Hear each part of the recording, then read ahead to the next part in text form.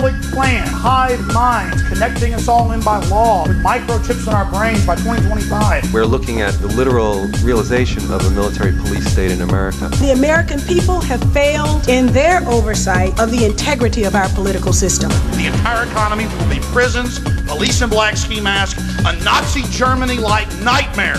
The final target is the American people. We need to break that connection between the police and the military. They're charging people with weapons of mass destruction because they had marijuana. I support the Constitution, which puts me at odds with my own party. There really is an Illuminati. There really are 13 families. They own the big banks and print the money. They're in our universities and they're in our congresses. And they believe in one world government. And plunge the American people into the deepest economic abyss of a generation. If we have, or when we have another attack, it looks like they'll come with more legislation. Again, problem, reaction, solution. Over and over again, government uses crises to scare the population into submission. That is so important to understand. Topping our news, the approval of a resolution against the Patriot Act by the Austin City Council. The council approved the measure late last night by a vote of 4-3, and before making the decision, council members heard arguments both for and against the law, which gives the government more surveillance powers. Our Veronica Obregon was following the debate and brings us the latest details.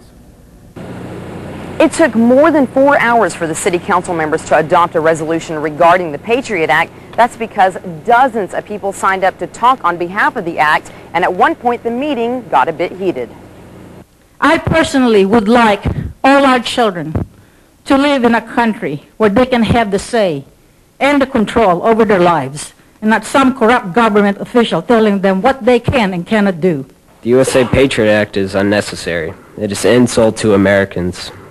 It is an insult to the heritage, to our heritage, and everyone who has worked together to create this country. For the first time in my lifetime, I'm hearing from more and more people who are worried that fascism could indeed happen here. Speakers varied, but opinions towards the Patriot Act rarely did.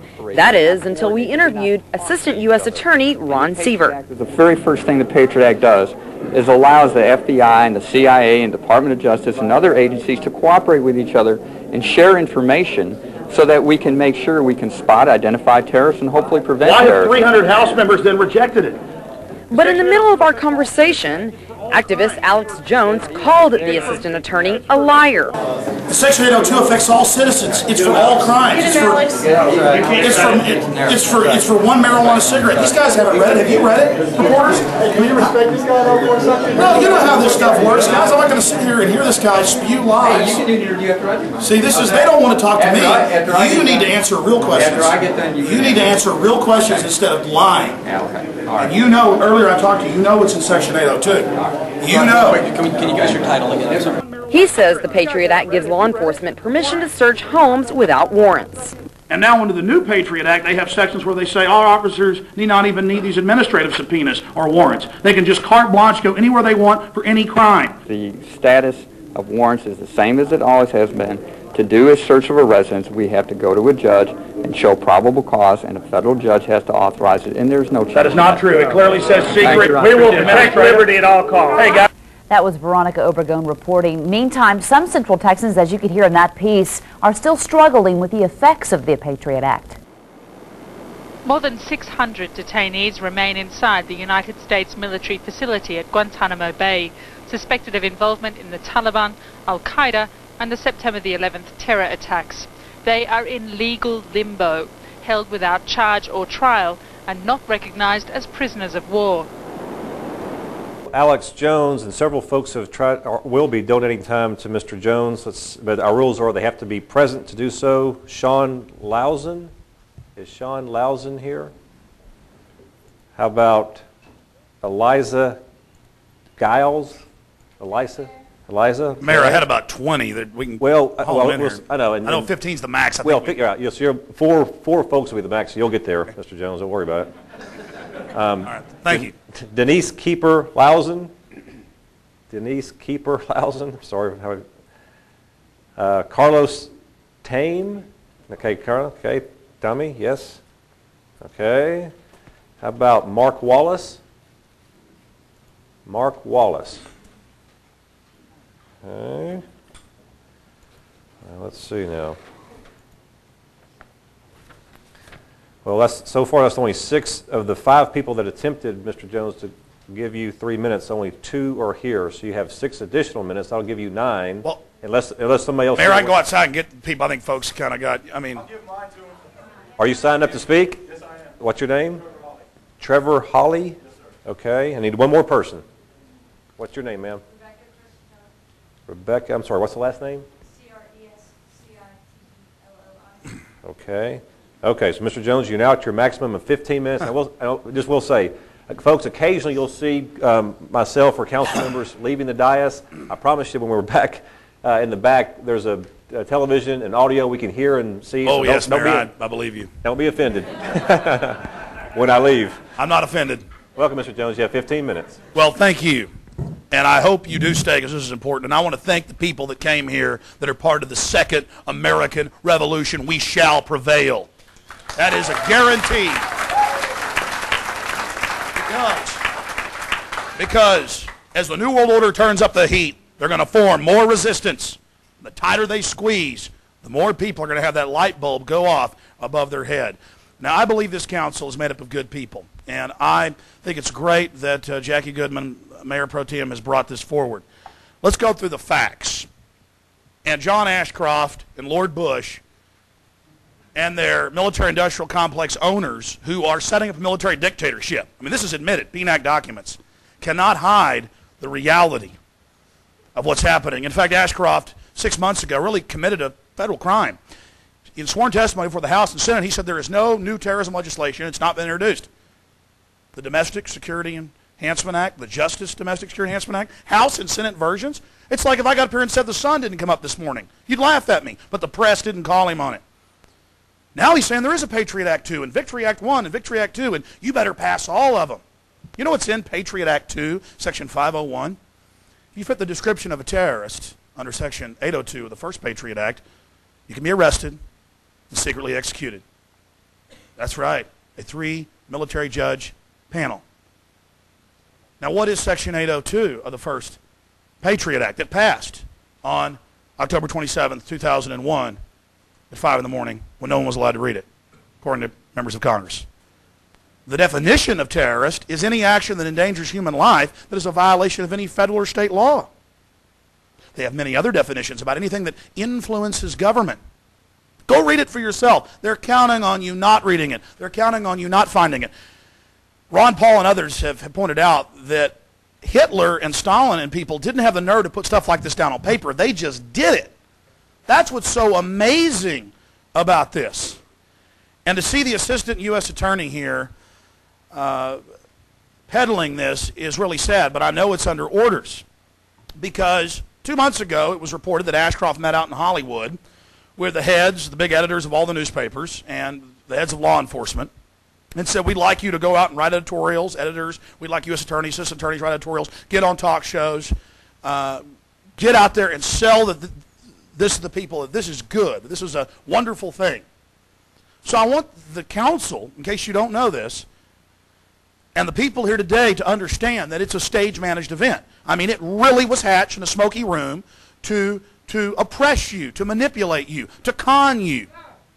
Now, that makes me very angry, and that's why it's so exciting that this council may simply just say we have a Bill of Rights and Constitution, and we will not violate the Bill of Rights and Constitution, and in this city, America is still America. I mean, it's just that simple. Now, I'm sure you heard about 5 years ago about the FBI crime lab. The head of it, Dr. Frederick Whitehurst, who I've interviewed several times, said, I'm not doing this anymore. We've been framing people, manufacturing evidence. This is out of control. I've interviewed FBI agent Tyrone Powers, who talked about how they would frame people, the different criminal things that they would do. Tulia, Texas, 56 black people, no criminal record, no drug paraphernalia, no nothing. On the word of one corrupt cop, gave them all 20 to 90 years in prison. Now you think about that. Houston Crime Lab, thousands framed indiscriminately.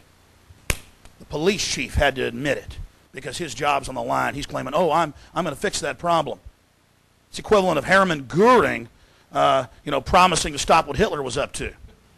This is amazing, ladies and gentlemen. So this is why we restrict the scope and size of government and its power over us in our lives. Because we know there's criminals on the street, we know there's bad people, but they don't have the massive mechanisms, the machinery of government and military and militarized police and prison complexes to oppress at levels never before seen. Last century, 200 million killed by government.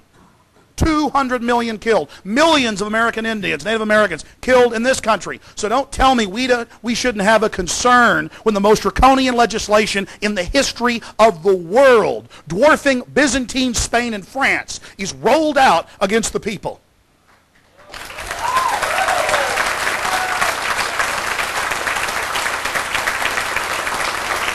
Now, I could list the crimes. I could list the crimes of the FBI, the Defense Department, state police, local police, all day long. My point is, history shows us that we must watch and we must control and we must limit powerful men, because power corrupts and absolute power corrupts absolutely. And I challenge members of this distinguished body to be part of history, to not abstain, to get out on the field in your life, and you'll truly be alive. To not sell out to this corrupt system. I spoke right before Ron Paul just a few weeks ago, right outside Austin. He talked about how his poll numbers just go up and up and up, and the support just gets greater and greater and greater as he resists all of this, and as he says no to this, and as he throws the lobbyist out of his office. The truth is, when the whole world's sold out, you guys are going to get more power out of not going with the system. This thing is in terminal velocity. This thing is falling down around itself. The corruption, the comprehensive annual financial reports, the scams. Now, got about 9 minutes left. I'm going to try to go through these points because they're all very, very important. Section 213 of the First Patriot Act lets them break in your house or any business and take whatever they want or plant whatever they want and not tell you for 6 months they were there, and they're administrative. They're rubber stamps. They aren't for Billy Bob's house because we think he has this under the Fourth Amendment. They're for everybody. They're for whole classes of people. And now under the new Patriot Act, they have sections where they say our officers need not even need these administrative subpoenas or warrants. They can just carte blanche go anywhere they want for any crime or suspected crime. And the spokesman for the Justice Department just a few months ago, after Ashcroft admitted, okay, there is a Patriot Act too, went before the House and Senate, and this was in the news, in the Associated Press, and said, well, yeah, we're going to use this in all crimes, all drug crimes, everything. Misdemeanors, third-degree felonies, everything. That's on the record. U.S. attorneys, deputy attorneys, assistant attorneys, all these people, they're saying, yeah, we're going to use this for everything. They are using it for everything. The Victory Act, which is a continual salvo in this attack on the American people, clearly states that any possession of a controlled substance is an act of terrorism under Section 802, pointing back to that enacting clause. Well, it endangers human life. It's a weapon of mass destruction. They've actually got articles in the news about, oh yeah, they're charging people with weapons of mass destruction because they had marijuana. We don't want to be part of this. This is crazy. People disappearing in the middle of the night. I mean, what did Alexander Solzhenitsyn say in Gulag Archipelago? Oh, how we burned in the camps later, wishing that when the secret police went out at night to come to our doors, we would have met them. Met them downstairs with pokers and axes and daggers.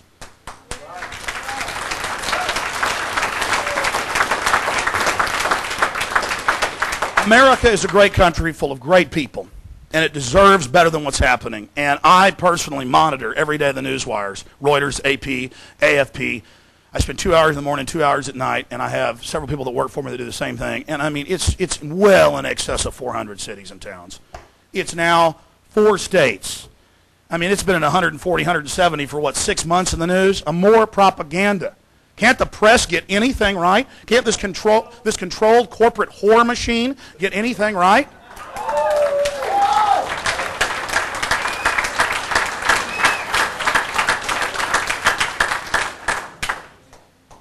Now, 10th Amendment, very important subject. During abolition, that started in around 1810 or so, there were cities, there were towns, there were states that were free. And they said no to the federal government in the North and the government in the South, and they were safe havens for human beings that didn't want to be in bondage and had the courage to flee and risk their lives. It is so American for local governments to stand up to the tyranny of evil men and say no. That is our place, that is our job. And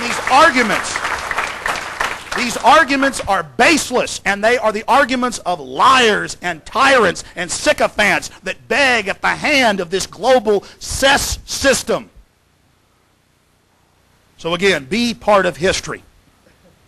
Be part of history and stand up and do something right and don't abstain. Vote for the Bill of Rights and the Constitution. That shows us how far we've gone, how far we've slid down into the abyss, into the night, into the darkness, that it's a radical thing for conservative and liberal cities. Conservative states like Alaska, liberal states like Hawaii. It's radical for them to come out and say, you can't secretly arrest people, you got to have warrants to bust in houses. It goes on and on. There's this argument, well, our police officers get in trouble not following orders, not doing what the feds tell them. The feds, my friends, don't tell the sheriff and the city and the police chief what to do. And that's not debatable. They can try, but it's a fraud.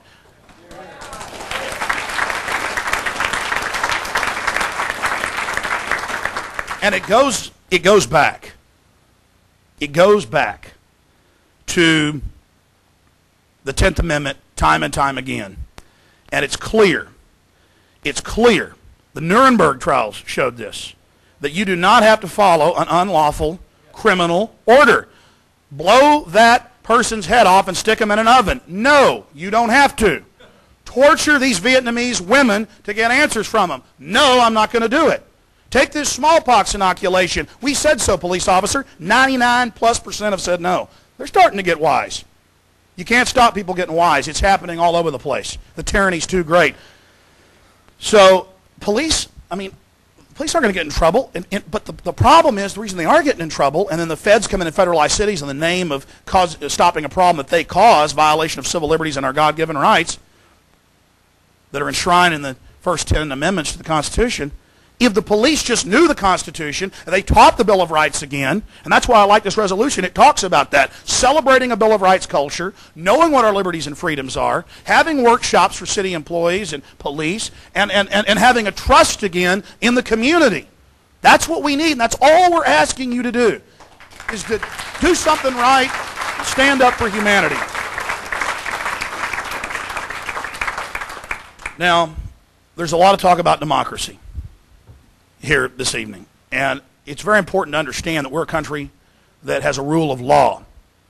And in a democracy, a pure democracy, if when the Greeks would tally up the stones, they'd say, okay, we're going to kill this guy because we don't like what he's been saying. The majority says so, and they'd go throw him off a cliff.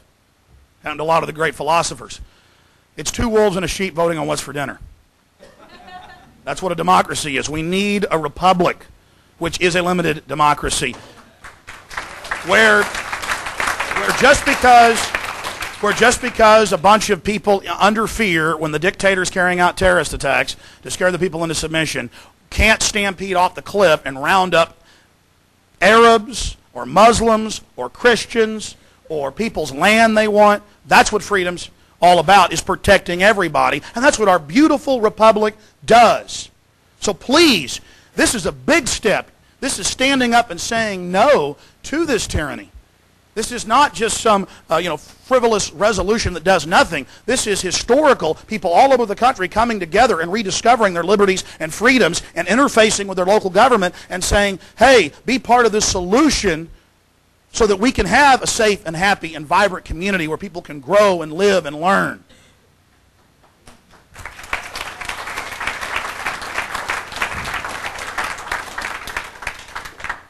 Now, it really is important also for the council and for the people assembled here today to understand that the level of deception and manipulation and skullduggery surrounding the Patriot Act's passage, surrounding the introduction of Patriot Act 2, Victory Act 1 and 2, all of the arm twisting and garbage that's gone on in Washington, D.C., that is all the more reason. The lies by the Justice Department and their minions telling us that it doesn't affect citizens, telling us that we don't have anything to worry about. it demands that we stand up and speak out and repudiate this nightmare legislation. I mean, it's just, there's darkness swirling around this thing. And as more of the veils are pulled away, we see the true horror of what they're trying to build, what they're trying to construct. And I'll just close with this. And it is scary, and we need to be scared. So we can get involved and stand up. That's what fear is about. Getting you moving, not hiding under the pillow, not hiding under the bed. General Rick Baucus, you should have heard about in the Statesman, but of course you didn't. Brigadier General over Camp X-Ray resigned. He said, I'm not going to be part of torturing these people. These aren't even Taliban or Al-Qaeda at this pace. This is all a big show. And he left. Did you ever hear the head general say, I'm not going to torture these little kids? Well, most of them are like 12. That's sick, folks, and nobody even knows about that. Nobody even knows about that. That's Associated Press. That's the reality of what we're dealing with and facing. So I'm asking the people of this council, the citizens of Austin, to join us and to do the right thing, and again, to be part of history. Please do it. Do the right thing. Please don't abstain. Please vote and reaffirm the Bill of Rights and Constitution and the soul and heart of America. And again, I want to thank all of you for being here.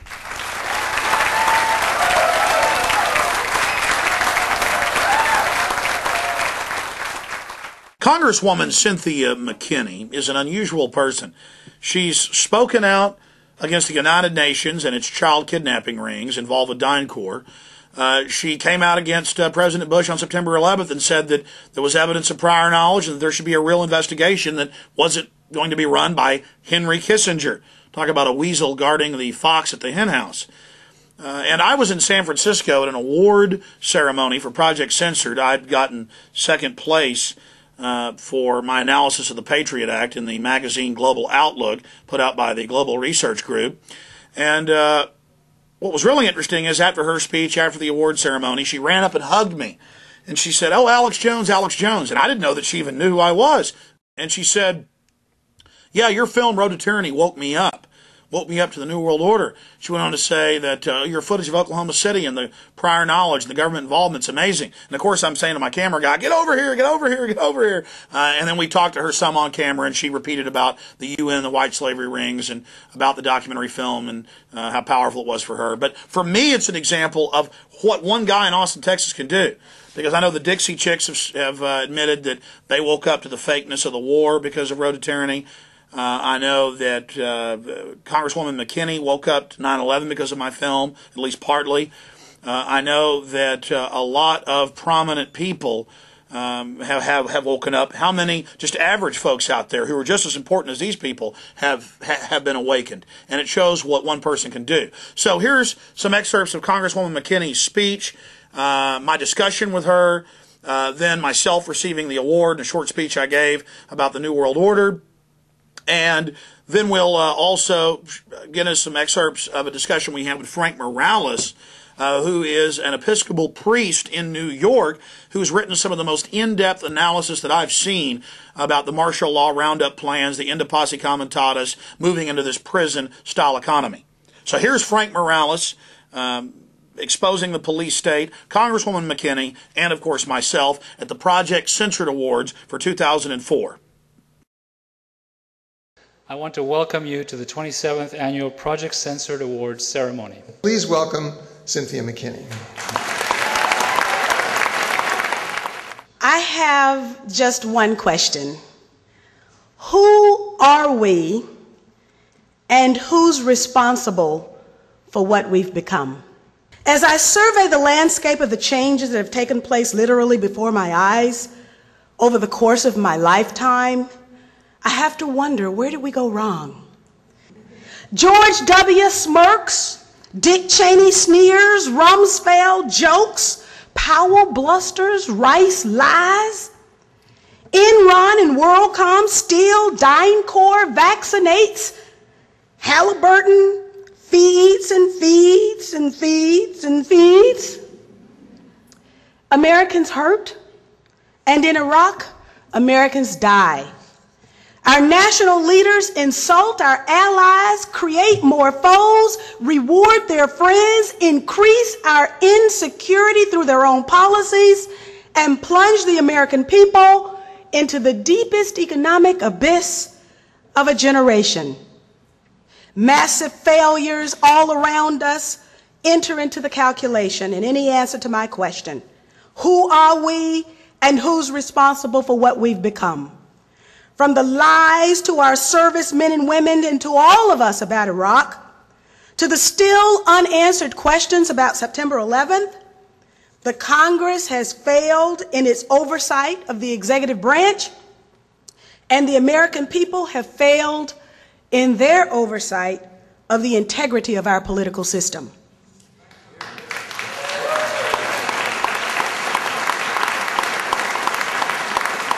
It's abominable that Rumsfeld can say America can afford the extra $87 billion for corporate outrage and human cannon fodder in Iraq, while at the same time women and children constitute the fastest growing segment of our homeless population.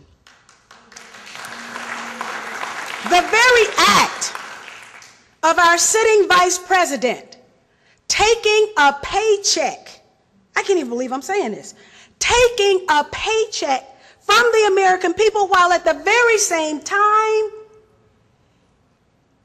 taking one from a corporation that gets billions and billions of dollars in no-bid sole source contracts should make us all outraged, and the vice president should blush. But these people don't blush because in the end, they know they can get away with it. We also now know that the administration has kept many secrets from the American people, including changing a September 11th ground zero environmental impact statement in order to speed up the opening of Wall Street. They've lied to us on Iraq. They still haven't told us what they knew and when they knew it about the tragic events of September 11th, and yet they have intimidated the poor 9/11 victims' families into giving up their right to sue the perpetrators and the supporters who helped carry out the 9/11 attacks. That's why my last piece of legislation allowed the September 11th families to participate in a government compensation fund and sue, and thereby find the truth for all of us on what actually happened on that day. I believe the promise of our country was stolen 2 generations ago in bold and brazen acts of violence. Snipers' bullets took that America away from us. And almost in rapid succession, bullets took Martin and Bobby from us too. It came to my attention during my last days in Congress that Bobby was considering Dr. Martin Luther King to be his running mate. Now imagine the America we might have had. But when confronted with evil back then, what did we do? Not too far away from this very place, Mario Savio of Berkeley's free speech movement told us what to do. Mario Savio told us that sometimes when the machine becomes so odious, it makes us sick. And at that point, we have to put our entire bodies against the gears and the wheels and the levers, against the entire apparatus, and we have to make it stop. And that we have to say to those who own the machine that unless we're free, we'll prevent the machine from working at all. There's a time when the operation of the machine becomes so odious, makes you so sick at heart that you can't take part. You can't even passively take part. And you've got to put your bodies upon the gears and upon the wheels, upon the levers, upon all the apparatus, and you've got to make it stop. And you've got to indicate to the people who run it, to the people who own it, that unless you're free, the machine will be prevented from working at all. Who are we and who's responsible for what we've become? America is us, and we're responsible for what we've become. If we answer in any other way, We're content to have others define us, even others who have proven to us that they can't be trusted. A young teacher recently asked me, what did I think she could do to advance the cause of people who think like us? I told her that the greatest gift my teachers had given me was the ability to think. Teaching our young people how to think is the greatest gift our teachers can give, for it's the independent thinkers who will save our country. So my hat's off to the professors at Simona State for even conceiving such a program, and to the university for being committed to it. Project Censored ensures that our country will have a cadre of young people trained to think.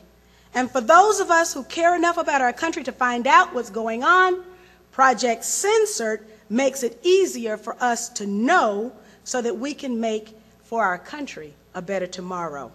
Thank you to the journalists for writing the stories that you've written. Thank you for inviting me to participate, and thank you, 7 Stories. Thank you. It was amazing meeting you. You say you saw my video, Road to Tyranny? I saw your video. It's absolutely wonderful. And what's so good about it and irrefutable about it is that you use original footage. And what through my experience with working with COINTELPRO and the murder of Dr. Martin Luther King Jr., I can tell you that the one thing that they don't want in the hands of the people is the original footage, because then people like you can go back and dissect exactly what happened, exactly what was said, exactly who said it, and at what time they said it. And that's exactly what you did. And so the credibility that you give to your argument by using their own words and their own timeline is phenomenal. So you did all of us a tremendous service by giving us the documentation that you did. Well, we're talking to Congresswoman Cynthia McKinney, and I'm not just saying this on the radio, I've said it many times. You're one of the few people that had a wide range of understanding in legislation. And you spoke out about so many issues. Whenever it was about freedom or liberty, wasn't a Republican or Democrat issue. No, not you stood at all. up, which is why the establishment obviously targeted you among just only a handful of others in the last decade. They had to get out of there. What would you say to others out there about getting involved and making a difference? Well, there's one thing that's for sure. If you don't get involved, you'll never make a difference. But by getting involved, I believe we still can make a difference. Now is not the time for us to give up on our political system. We're here in California. On October 7th, there is going to be a result. Now, there can be some people who choose not to suit up that day, choose not to participate in the game that'll be played, but they'll have to live under whatever the regime is that comes to power on October 7th. In 2004, in November, there's going to be an election and there's going to be an outcome. Now, for people who want to say, well, we don't have confidence in the system, we don't have confidence that our votes are going to be counted, that's all the more reason to participate more heavily. And investigate. In fact, absolutely. Before the camera was on, I was talking about Diebold and these companies, and they found them bragging that we'll deliver votes to Bush and we're going to manipulate things. This has been actually in different regional newspapers. It's coming out, but the average person isn't aware. You were telling me about a Tennessee case of some election fraud. A Tennessee case that was mentioned to me by Judge Joe Brown, who's on television now, television judge. But there was a case in Tennessee where the tabulation software added illegally a quarter of a vote to the favored candidate for every one vote that the unfavored candidate received. Now, that was flat out wrong, but because this particular unfavored candidate had Judge Joe Brown on his side, they were able to sue and find out exactly what happened. So we understand that these manipulations are going to take place. So they're even computerizing the paper ballots already, what you're saying? This was prior to the touchscreen. And so you're absolutely right. This is with the paper ballot. That is scary, and now they want to get rid of even the paper ballot so there's no record. That sounds perfect for George Bush. Well, George Bush isn't the only person we have to fear. It's the system itself, and those who feed at the public trough, they are the ones that we now have to fear. And that knows no party, knows no color, knows no class. I mean, the only thing that's going to save us are people like you, the activists who are here, the independent journalists who are willing to search for the truth and take it to the American people no matter where it ends. Congresswoman, that's just amazing. I read your full press release and quote about 9/11 on my radio show. And I have a conservative and a liberal audience. It's just Americans. All you said is we have bus accidents or train wrecks and we have investigations, but there shouldn't be one about the biggest terrorist attack in U.S. history. And then the media didn't take your quotes. They just attacked you on lies. Yes. And I've never seen such a demonization campaign. Then I saw the polls, the Atlanta Journal-Constitution was going your way, and they pulled it. Can you talk about both those issues?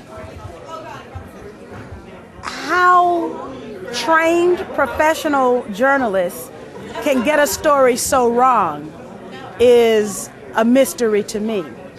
And so I have to believe that they got it wrong, not by accident, but because there was a desire to get the story wrong, that demonization that you were talking about. And it was interesting that when the Atlanta Constitution put the people poll up on the internet, and people agreed with my position, you're absolutely right. They yanked it, they stopped it, they yanked it from the internet and said, okay, the poll is over. So we understand that there are a lot of people out there in America's heartland who think just like we do, who have seen the outrageous behavior starting with the Florida election and then declining from there, of this administration, and understand intuitively that something is wrong. They may not understand exactly what, but they know that something is wrong. We're on the wrong track. And of course, only these recent revelations about the lies, basically, the deceptions that put our young men and women in harm's way in Iraq, and they're stationed all over the globe, and they're getting sick. And for Dick Cheney's bank account. Well, Dick Cheney isn't the only one who's making a whole lot of money. You've got DynCorp that's got a sole source contract to provide vaccines for the Pentagon, and DynCorp is the corporation whose employees were over in Bosnia and Middle Europe buying and selling little girls. So why should they be rewarded with a contract to provide vaccines to our young men and women who are soldiers, and now our soldiers are getting sick with this mystery illness and we don't know why? Folks, you can see why they are afraid of Cynthia McKinney, and no matter what party you're in, you need to get behind people like her. It is my great honor to present several awards this evening to 4 outstanding writers for their hard work and who continue to shed light on an otherwise dark media. Story number 2, Homeland Security Threatens Civil Liberties, was first brought to our attention by Alex Jones, originally featured on Infowars.com, Rents.com, and Global Outlook Volume 4. Also, Frank Morales, published in Global Outlook, Winter 2003. I want to thank Project Censored. I had read several volumes over the years and gotten a lot of great guests from our syndicated radio show and for what we do at Infowars.com and PrisonPlanet.com. And one of the last speakers talked about, it's not George Bush, it's not Dick Cheney. They are. They're errand boys, they're puppets for the military-industrial complex that Eisenhower warned us about. And let me tell you something. These people have said, Rand Corporation and others have said, the entire economy will be prisons, police in black ski masks, a Nazi Germany-like nightmare. It makes the hair on the back of my neck stand up to talk about it, to read what's in Patriot Act 1 and 2, to see what Homeland Security does, Victory Act 1 and 2. We have got to get the word out now. We have got to warn everybody, because this military-industrial complex and their PNAC and their NORTHCOM plans state that they will carry out the terror, that they will engineer the crises so they can offer their solution. It's been done throughout history.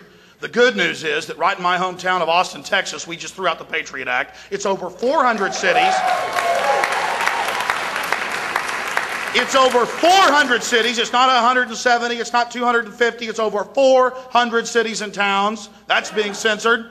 It's now 3 states with about 3 or 4 others about to repudiate it. We have a Bill of Rights culture, a liberty culture growing, and across the board. In radio interviews I do and on my own syndicated show, liberals, conservatives, black, white, old, young, they know it's tyranny. They know George Bush wants to be a dictator, and people are waking up everywhere. So be part of history. Everybody out there watching, be part of history, educate yourselves on the facts, research the truth, and then get out there and speak out to everyone in your community about history, that powerful men and powerful people want more control, and it's happening again, and it can happen in America. If we don't do this, we're delivering our children and our culture and our society into the pit of a New World Order global system of complete tyranny. And if America falls, the rest of the world will be swallowed by this neo-fascism that will make Brave New World in 1984 look like a cakewalk. Thank you so much for being here, and thank you for standing up against tyranny. Infowars.com. My name is Frank Morales. I'm from Lower East Side, New York. I'm a squatter since 1985, an Episcopal priest. I wrote a piece for Global Outlook magazine entitled Pentagon Declares War on America, which dealt with, I meant that literally, which deals with under the operations other than war doctrine and the consolidation of the military and the police within America with the imminent repeal of the Posse Comitatus Act. Just this past week there was more talk of that, which will completely eliminate any distinction between the police and the military in America, the institutionalization of NORTHCOM, a domestic military command which is celebrating its 1-year anniversary this past week. We're looking at what Alex was referring to, which is the literal realization of a military police state in America. The war on terrorism, particularly in its homeland defense manifestation, is a thin cover for the war on dissent. Homeland defense, I wrote a piece for Covert Action in '99 because the euphemism of Homeland Defense was being tossed around at the Pentagon at that time. At that time, Homeland Defense was very clearly about civil disturbance suppression, growing out of an extension of the Garden Plot operation. We can't get bogged down and get paranoid about these things, but we have to take action. In New York City right now, we're forming a group which is about demilitarizing the police in preparation for the RNC convention in August. Now, what we mean by that is to examine the ways in which the police acquire so-called non-lethal weapons through the public contracts, a recodification of Posse Comitatus locally, and various other means that we can preempt their ability to preempt us. So we need to get involved in some concrete action so we can push these things back. Okay, all power to the imagination. Thank you. We're talking to a grassroots activist, Frank Morales, who has an incredible grasp on this infrastructure, this web of control that's been put in place by the military-industrial complex. Part of their plan to use crises, whether it's the drug war or the war on terror, to convince the general public to accept giving up liberty for security. Mr. Morales, thanks for talking to us. Okay. Time and time again, we see these pretexts for control. There's a crisis, we've got to take your freedoms so we can keep you safe. But when you investigate it, when I've investigated it, it always leads back to these private corporations that sit as parasitic organisms above the mechanisms of government. Solutions, Frank Morales, in your years of study, to countering that. How do you counter that politically? And number one, how do you break the conditioning of the general public out there that's in kind of a mesmerized state? Well, one of the things that I think we need to rely on is, the fact that there's a long tradition in America separating the military from the police. George Washington, for instance, refused kingship, was offered this title, but refused to take on that role, suggesting that, it was not right for a movement in those days that was about opposing the state, the quartering of soldiers in people's houses and so forth. It was an anti-militarism that sort of founded this country, and the separation between the military and the police is kind of the foundation upon which our democracy is built. So I think one of the things that people need to look at is the ways in which that we can recodify the Posse Comitatus Act. The Posse Comitatus Act being the criminal statute which bars the military from enforcing laws domestically. One of the things that we're trying to do in New York City right now, along with the Bill of Rights defense committees which are popping up around the country right now, is to recodify Posse Comitatus locally, so that we can begin to break the connection between the militarization of the police and the kind of transfers of technology, non-lethal weapons, and so forth that's coming into local police forces. Right now, we're looking at 1,000 or more SWAT units around the country. We're looking at drug pretexts for Waco. Waco was ostensibly a drug operation, which allowed for the involvement of Delta Force and other military forces. So there's a connection between this war on drugs and any number of situations in which the civil liberties and the rights of American citizenry are being threatened and undermined right now. We go out in the communities around Austin, and these are old communities in the 1830s, 1840s, Yeah. happy little communities. And they go, us and all our neighbors have been raided by the Army. Yeah. And they'll have the Army with them with helicopters in support, with men cussing and yelling and screaming at children, and nothing's found. And they get mad. Right. It's like they're raiding a Viet Cong village or something. Exactly. At the recent few years back, I'm sure you're familiar there with the urban warrior war game scenarios that the Pentagon was carrying out around the country. Oakland and everywhere. Yeah, they were doing them all over the place. And in some cities, they were thrown out. There was a town in Texas, I don't remember, Kingsville, I think it was, where they had a 3-day... We were there. Buildings on fire. Right, they had right. foreign troops with them. Yeah, and then I think it was the mayor of Charlottesville, I guess that's in North Carolina, South Carolina, actually, protested the involvement, of the military in this training exercise and had them thrown out of town. So in that case, the Chief of Police in San Antonio, too. Yeah. So I mean, but these exercises are thinly disguised, civil disturbance suppression exercises.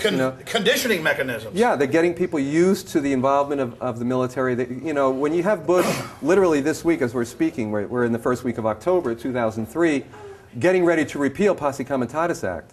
Thereby, eliminating any distinction between the military and the police. I mean, they're not talking about getting us used to it. They're talking about a complete consolidation of the military and the police, so that military people will be able to search your home, will be able to arrest you legally under the weakest of pretenses. In the case of New York, oh, sorry, we broke in. The woman died of a heart attack, Mrs. Spruill. That's a horrible case, but Yeah. I see cases scanning newswires every week where it's the wrong house and they shoot some old guy or some young boy Right. in the back and say, well, collateral damage is the war on drugs. Exactly. And then you catch the CIA shipping the trash in to begin with, Right. and they bust some cartel that didn't pay them their cut. Exactly. It seems to me one of the things holding back this fascist system from coming into full fruition is that they don't have enough sociopaths. They don't have enough gung-ho people that will carry out the type of mass oppression that they've put down in their blueprints and their plans. Comments? Well, one thing that comes to mind is after the Second World War, there were studies done on the firing rates of the soldiers, which showed that most soldiers would not shoot at another human being, even if they were directly threatened, that they had a predisposition not to kill. So to make a long story short, by the time of Vietnam, the manner in which soldiers were trained has shifted to a form of operant conditioning. So marksmanship is no longer little ducks on a pond, on a modified pond that you knock over and whatever on a fence. It's video simulation, video rooms that you walk into, and they develop a quick shoot reflex. In New York City right now, the NYPD has a contract, and so does the LAPD, with Firearms Training Systems Incorporated, based in Sewanee, Georgia. Firearms Training Systems Incorporated not only trains the LAPD in marksmanship and the NYPD using operant condition, so on, but also trains the Marines, also trains militaries around the world. Firearms Training Systems, until recently, was headed up by Peter Marino, who comes out of the Central Intelligence Agency, the unit of the sector of Central Intelligence Agency, which was responsible for MKUltra. So it's a psychological, molding psychologically the personnel who are involved in police agencies to develop quick shoot reflexes. So it's an attempt to socialize and to create a psychological mechanism within the soldiers so that they can more easily kill. You're talking about switching off the thinking process. Exactly. Hitler talked a lot about that. In fact, in New York City, and during the Diallo trial, because people ask why is it that the cops who ostensibly, who shot Diallo 41 times, how could they possibly have gotten off, right?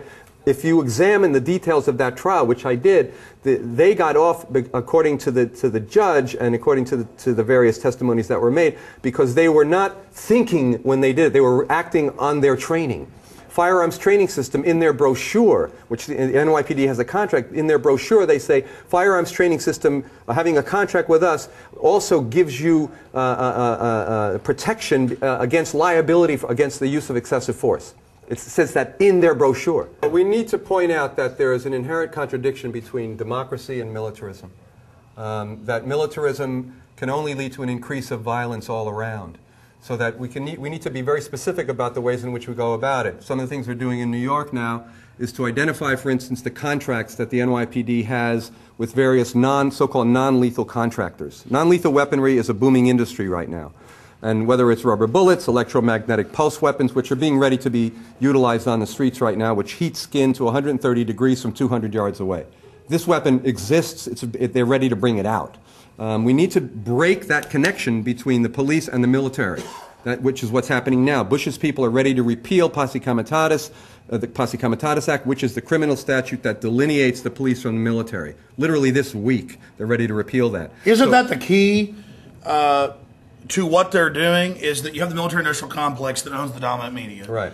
And now they just want to go into business here domestically. I mean, we got Lockheed Martin running the red light cameras. We've got them involved putting in the surveillance cameras. We've got a host of other defense complex companies now involved with the prison industry at every level, integrating and funding the campaigns of politicians. Simply put, I would say we have a criminal syndicate, an enterprise that's been sophisticated enough to get control of the media and the government, and they're going to enslave almost every last one of us. They're never going to stop because all their subdirectors are going to want to expand their, quote, productivity, and their productivity is tyranny and net destruction of humanity and creativity and family and community. Well, once you create an equation between profit-making and armaments, between creating the weapons to suppress dissent in America, whether it's electromagnetic pulse weaponry or rubber bullets or gases or psychotronic gases, which are now being field tested. Once you create that symbiosis between profits and these weapons, that's a dangerous situation. This is what Eisenhower pointed out years ago in warning about this military-industrial complex. The thing we need to do as a citizenry is to do what we did back in the days of the Revolutionary War, is to identify militarism as the enemy and to go at it. Even whether it's locally, to disarm the SWATs. We're talking about 1,000 SWAT units around the country right now. This is the people's money that's being put to use in buying this weaponry. The people need to get inside of these police stations and implode them from inside. They need to go in, identify ways in which they can disarm the police in these contexts, to recodify Posse Comitatus locally. In other words, to enforce the distinction between the military and the police. They need to propagandize the police. So it goes back to education. We have to be force multipliers, special forces leaders for liberty and freedom in our communities to go in and speak some sense and some dignity to these people. And I've done this, and I've preached this to my viewers and listeners, and we've seen change. Look at the 400-plus cities that have passed laws against the Patriot Act and Homeland Security. Look at the states that have done it. Look at the massive resistance that has formed against this, which is being ignored by the dominant press, and that's only fanning it. So just amazing points from Frank Morales. And to everybody out there, you are leaders. We can't do it all for you. And you have to educate yourself on these facts. You have to get out there and reach out to people and understand that history is repeating itself.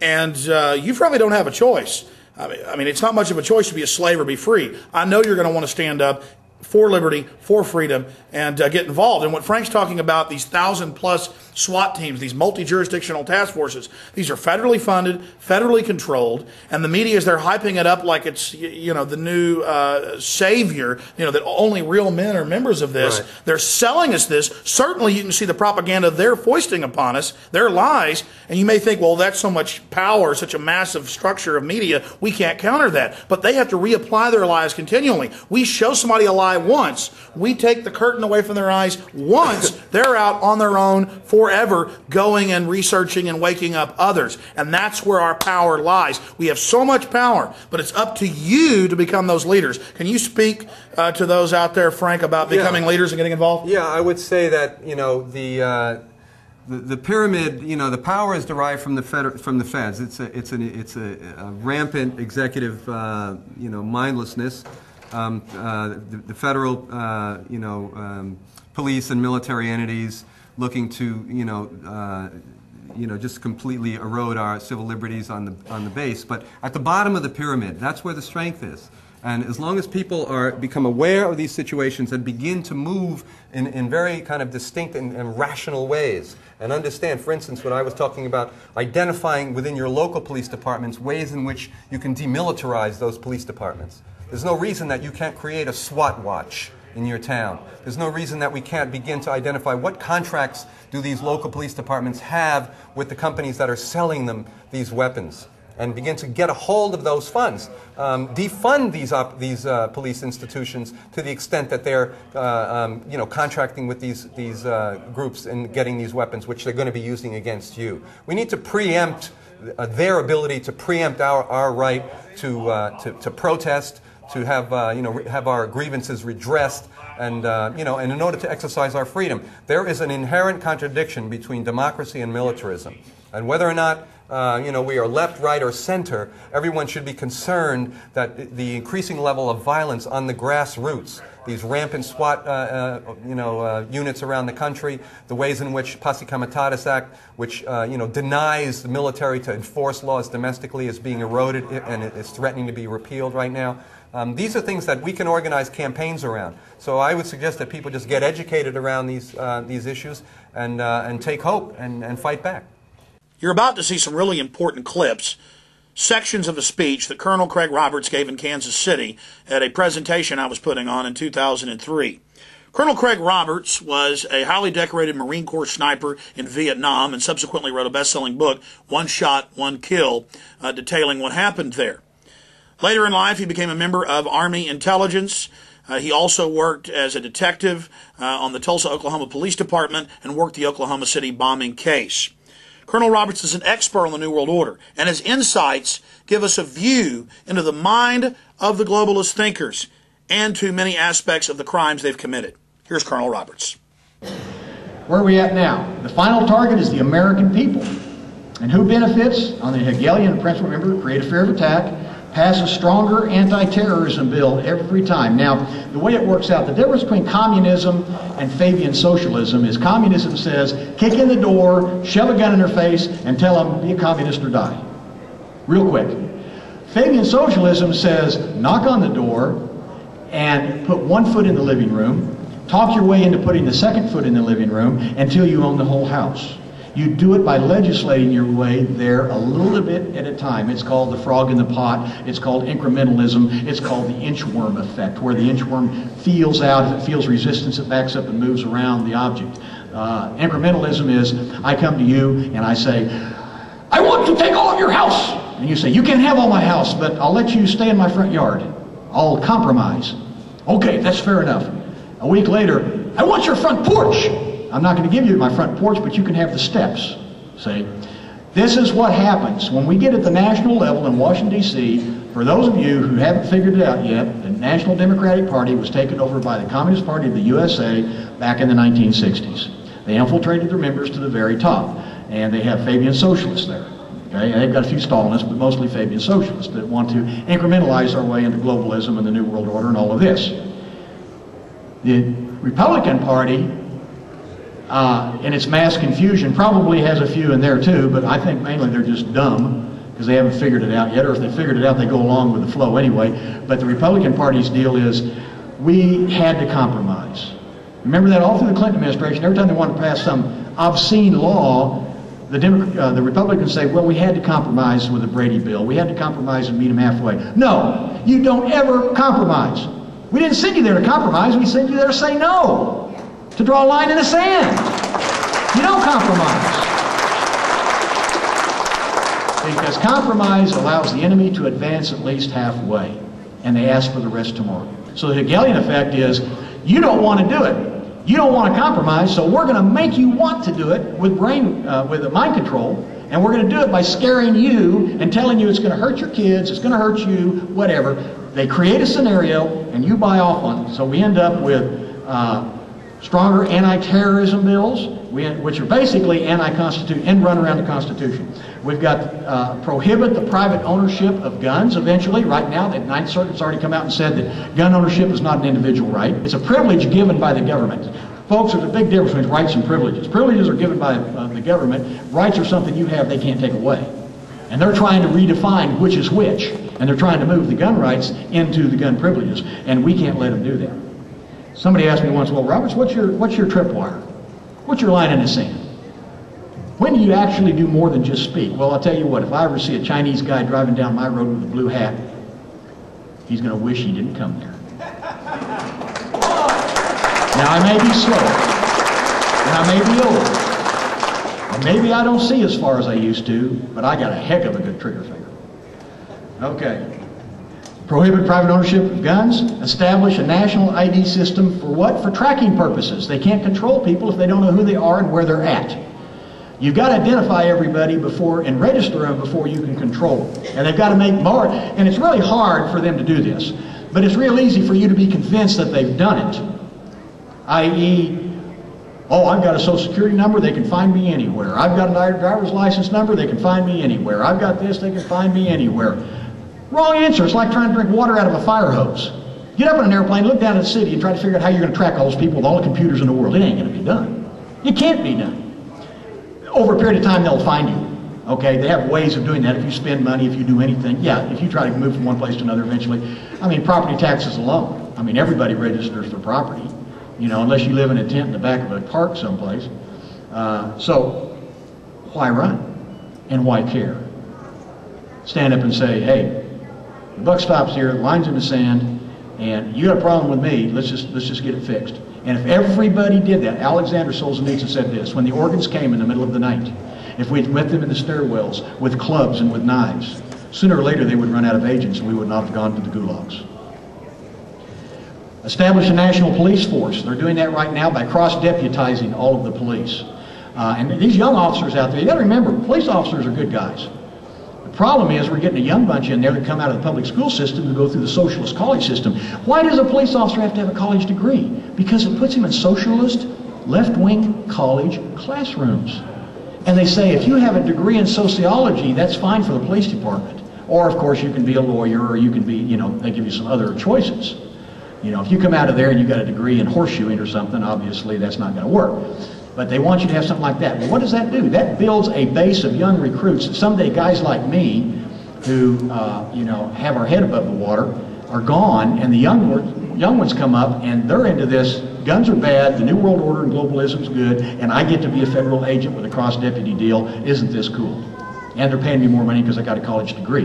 It's a mind control deal for the young. And when the older officers are gone and we can't explain to them, we got some problems here, and we need to talk about things like, what does the Constitution say that you took an oath to, like Jack McLam does to them, then I don't know what's going to happen. So I deal with officers all the time. I stay in contact with them. I drop by the lodge. I visit them. I stop in the street, you know, and talk to them. Of course, they all know who I am. I'm kind of a legend in my own mind over there, but in my neck of the woods. But that's all you can do. You do what you can do. That's all you're expected to do. Let me tell you something. Don't sit there taking the information and do nothing. If you want to be, I'm a patriotic couch potato, then you're wasting your time and mine too. Okay? You've got to educate at least one or two other people, and they need to do the same thing. America is the last bastion. The globalists know that to establish an effective global government, no private individuals can be permitted to own or bear private firearms. There must be no chance of resistance or rebellion. The population of every country on the planet must be disarmed, followed by their police forces and local military organizations. The National Guard's going to get disarmed. The police are going to get disarmed. And how do we know this? It's happened all over the whole world, and we're the last ones left. Do you know who the only populations that have guns left besides us? Iraqis, PLO, Libyans, terrorist organizations. Now, when only the terrorists have guns, what is that going to mean? Okay?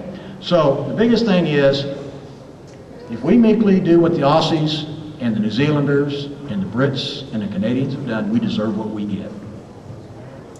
They're going to legislate the guns away by fear, create fear by using the events in the media, have legislation ready to pass that reduces or eliminates firearms in the hands of the citizens. How many can you own? How big are the magazines? Pretty soon it's going to be single shot, then it's going to be, we got to get rid of certain categories and classes of weapons. How about the multiple projectile weapon of mass destruction?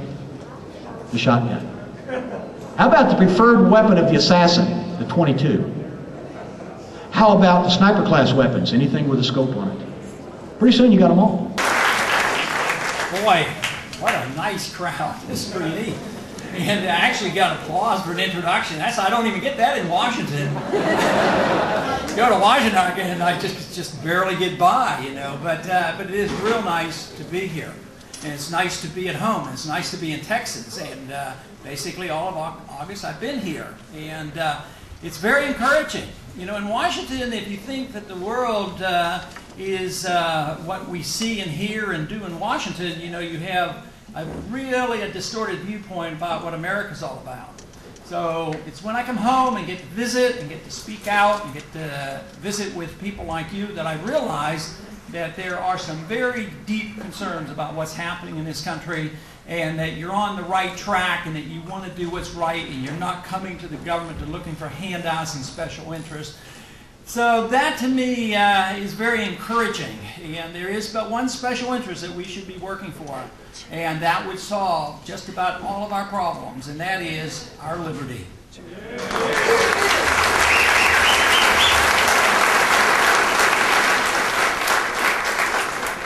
So often in Washington, that is the issue that is most neglected. The issue in Washington is that of how do you get things, and how do you influence the government, and how you wield power.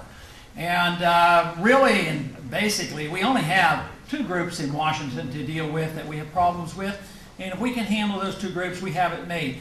And the way I see it, it's made up of conservatives and liberals. Other than that, everybody's great, you know. And there's only two parties that seem to have a problem in really understanding what's going on. You know, it's those Republicans and those Democrats. But you know, there is a healthy sea change occurring. Yes. I would say that we're starting to see a reflection of this. I always argue that the government that we have is a reflection of the people. And you say, boy, that's bad news. Look at what kind of government we have. What can we say about the people? Well, it's a slow effort. That is, the people may change before Washington changes. And Washington's not doing badly, considering the fact that on average they're about 20 years behind the times. They're about 20 years behind the people, and but we're seeing some catch-up. And I think just 2 weeks ago we saw some catch-up, dealing with the very subject we're going to be spending some time on today, and that is the subject of the Patriot Act. And this was the amendment that came up to the House floor, amendment that I was a co-sponsor of, and that was to tone down the Patriot Act, to get rid of totally and completely the sneak and peek provision in the Patriot Act.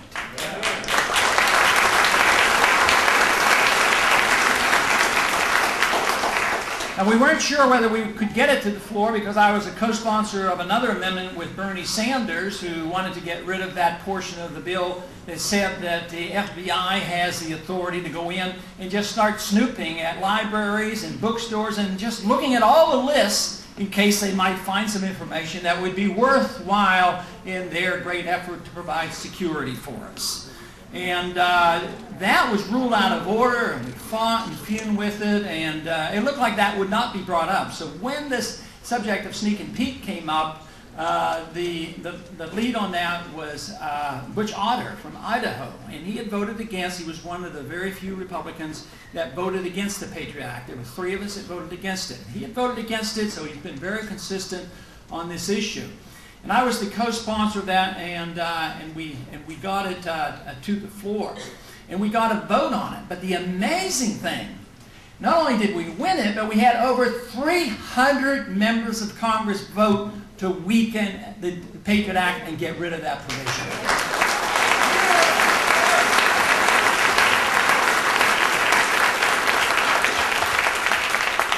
Now, it would be misleading if we were led to believe that all of a sudden Congress is waking up, that they finally read the Constitution and they voted on principle. But they did wake up to the tune of hearing some voices, your voices. And that's the part that I am so amazed about. Not so much that there were some of us out there, but you know, doing this, the job that I have in my own way for 20 years or more, you know, it comes around where you think, well, there aren't very many of us. So, and we don't have a great deal of influence in Washington, so therefore you say, yes, our numbers are growing, yes, I'm on radios and we get responses, yes, we have the internet, and, but is the message really reaching? And I think this vote is a reflection of the fact that several things are happening. One, there are more of us than ever before, and the other fact is that we have better means of communication. You know, we have the internet and radio and shortwave and newsletters and just so many more things available to us than 25 years ago when I first went to Washington. You had 3 major networks and that was it. So this is good news. That doesn't mean to reassure you that we're over the hump. This is just the bare beginning, because the odds of that staying in the bill and the Senate passing it and the President signing it, very slim. And even if they did, do you think we could depend on them to follow the rules? There's no way. I mean, you know, there's one portion of the Patriot Act that Ashcroft argued for, and he still argues for. He says, we have to do this. And he said, and somebody said, well, why do we have to have this radical change? He says, it's not so radical. He says, we've been doing that all along. We just want to put it into the law. So that's generally the way it works. So I want to talk, of course, specifically about the Patriot Act, but more about the attitudes in Washington and how it works and what we're up against. First, it's a political attitude. The determination of individuals to go to Washington and do what they say. Have you ever had a member or a candidate come to you explaining their position and they sounded pretty good and then went to Washington and forgot what they told you? Has that ever happened? That was probably one of my early motivations to run for office, was the fact that too often we've been deceived. We can never agree on every issue. We can't have unanimity on everything. But we should have agreement on sticking to our promises and doing our very best to obey our oath of office, and that is to obey the Constitution.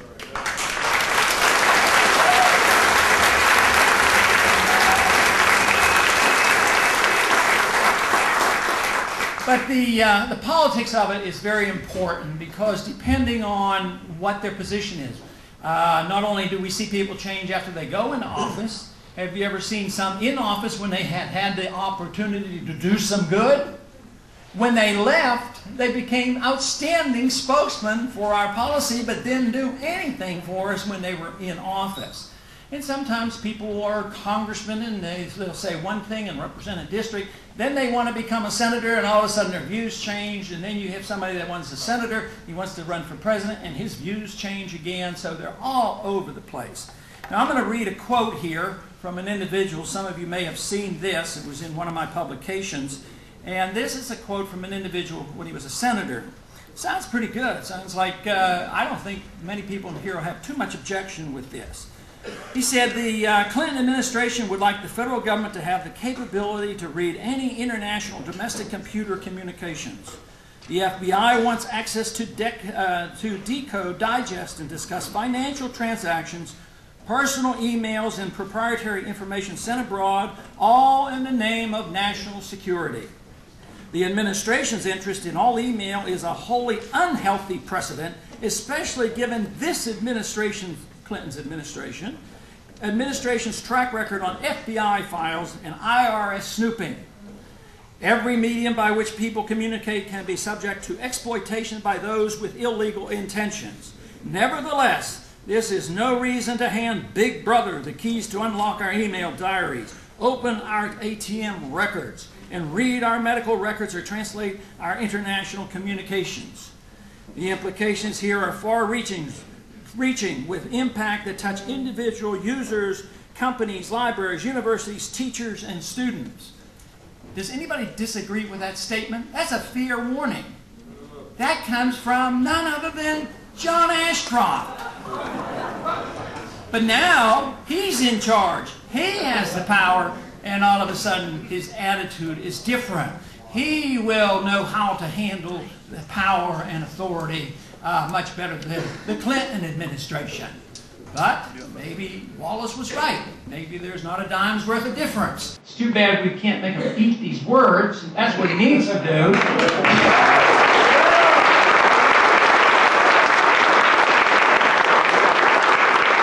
But he is out on the campaign trail to drum up support for the Patriot Act, but he's also quite ready to pass Patriot Act number 2.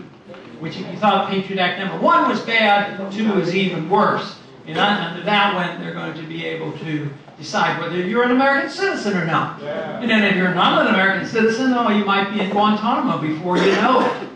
So this is serious business. But the impressive thing to me is that no average American, we have not been reading of dozens and dozens of cases where the knock on the door in the middle of the night and we've heard of people being hauled away and never seen before. It's not like that.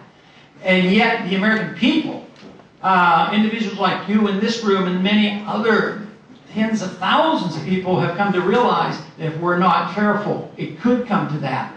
Bottom line, what we have developing is a corrupt government that is controlled by private financial interests that are driving forward, using crises to enslave every man, woman, and child in America, and once we are totally enslaved, to use us as the cannon fodder for what Zbigniew Brzezinski and PNAC and others have called imperial mobilization.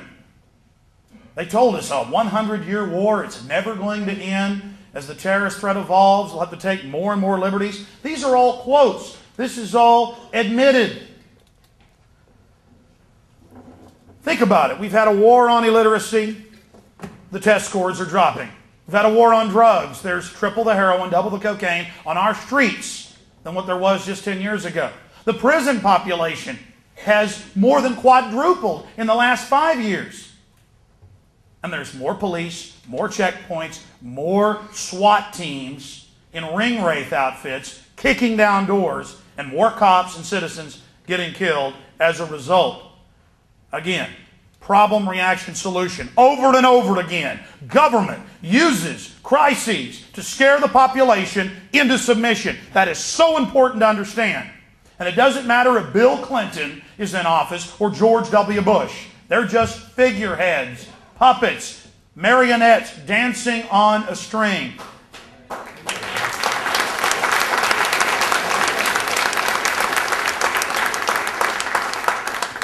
You follow those strings back to the dirty little corner, and there's a big fat spider sitting there. And yes, my friends, there really is an Illuminati. There really are 13 families. They own the big banks that print the money, and they have stated publicly that they plan to get all of us, that's 95 to 80% of us, out of the way to engineer a servant class and to totally take control of the evolutionary development of the human species. Now, that's heavy stuff. Sounds like a science fiction movie. Science fiction movie 30, 40 years ago. We're in 2003. And whether I'm reading some CNN news story or Silicon Weekly or Bill Joy in Wired, they're bragging about how the elite is going to be the only group, the real elite. I don't mean the guy down the road that owns $1 million house. I mean the real elite, the folks that own the banks that print the money. That's when you're wealthy. That's when you're powerful. That's when you're rich. That they are the only people that are going to have access to all of this undreamed technology that's been developed. So we're not just fighting old-fashioned tyranny here of the Babylonians or the Romans or Hitler, Stalin, or Mao. We're fighting a push by a scientifically crafted dictatorship that is sworn to dehumanize you and your family. The country is getting poorer. There is no doubt in my mind. A lot of people are going to get poorer. They're going to get poorer because the country is poorer. And they have exhausted now the tools that they have used traditionally since we've had our Federal Reserve, especially in the last 30 or 40 years. The tools that they have used to get us out of recessions have always been fiscal stimulation. Government spend money, run up the deficit, print more money. Well, this time around, they've been doing that, at excessive rates. Even early on, even before the recession hit, they were doing it. So what are they going to do? In the old days, if the recession was, if they wanted to end the recession, interest rates were brought up high to dampen the economy, and interest rates would be high. Well, now, at the bottom of the recession, interest rates are at 0, 1%. Real interest rates are very, very low. So how can they lower them? How can we spend more money? The national debt is going up right now over $700 billion per year. And about 6 or 8 months ago, I thought I was making a very, very rash prediction and said, before too long, in the next several years, we're going to have the national debt, which includes the money you borrow from Social Security. The national debt is going to go up over $1 trillion in 1 year. And I think that's going to be true. But there's going to be a limit to this. Eventually what happens, it runs out of steam, the dollar loses its value, interest rates go up anyway, which they have started to do, inflation comes back, and you have inflation with recession and depression, and the government can't function. But the real threat then is, will the momentum that we have now, will it build? Will it pick up? Will we not have hundreds but thousands of people then recognizing what we have to do? And that is restore limited constitutional government to Washington. And I think what has happened to our country is that over the years, the prosperity, which was a consequence of our liberties, have become the dominant theme of everything that we do, whether it's local or national in politics. So it is the desire to get more and more wealth. And to get more and more wealth, you have to have more and more control of the government because the government controls so much of the wealth. So the concentration and the effort in Washington is 99% on preservation of wealth and what we're going to do, and very little concentration on the issues that we deal with, the preservation of liberty. If we concentrate and do our job and preserve liberty, we will never have to worry about our wealth. Thank you very much. Okay, he asked if there's an international conspiracy to overthrow our government. The answer is yes, but probably not in exactly the terms that you're inferring, at least my understanding. I can't go and say, well, I know the 25 people who meet and have made these plans, and this is what's going to happen. I think there are 25,000 individuals that have views opposite of ours. And they're in our universities, and they're in our congresses, and they believe in one world government. And if you believe in one world government, then you're talking about undermining national sovereignty, and you're talking about setting up something that you could very well call dictatorship. And those plans are there, but they're not quite, I don't see them as quite as sinister as a plot. I think it's a philosophic fight. They believe in this. The people I know believe in internationalism, the United Nations, and some of those people who voted against the war didn't vote against the war because of not having a declaration of war. They wanted more support from the United Nations. And that attitude is prevailing because it's been taught so long in our public school system, as well as our universities, and the people of great influence on our major news networks, and most of the positions in government support internationalism that would lead to that type Can of you public. speak to the neocons of your speech you gave about the Trotskyite, Machiavellian view?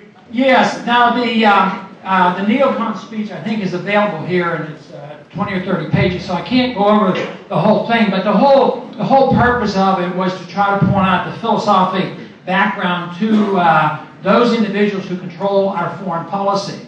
And a major part of it was a critique of a book written by Michael Ledeen, who's one of the leaders of neoconservatives, and he's at the American Enterprise Institute.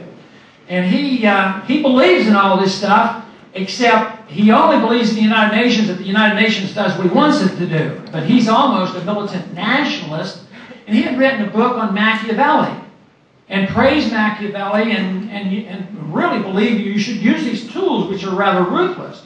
So I took his quotes and answered many of his quotes, and I quoted him literally in order to try to keep it from getting too emotional.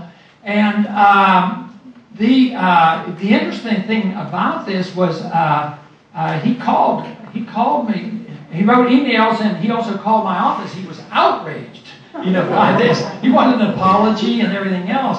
But he praised. He high praise of Machiavelli. But the most interesting thing is that book I had read it. I had read it about 2 or 3 years ago. I think it was 1999 when I read it when it came out. And it was handed out to us at a Republican strategy meeting. And I read that, and it really, I went back and looked at it and said, when I was starting to put all these pieces together about who really got control of foreign policy since 2001, and that he was this ringleader in it, then I went back and reread this book, and that's what generally that book was about. Let me state this important facet of why we can't dig out of the mud, why we can't get out of this at this point right now. Because people are still in their Democrat and Republican camps. And you look at the people,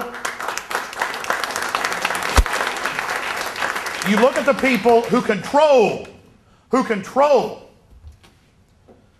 the parties, and you look at their actions: open borders, gun control, more regulation, more taxation, arming our enemies, building up China and North Korea. You look at the real actions of the Republicans and the Democrats, they are almost identical. Almost identical. And so you've got the left and the right. I mean, I've told the so-called left, the bleeding heart, useful idiot left, you guys should absolutely love George Bush. The government's exploding in size at every level. He's expanding the Department of Education. He's signing on to the UN and UNESCO to take control of our educational processes.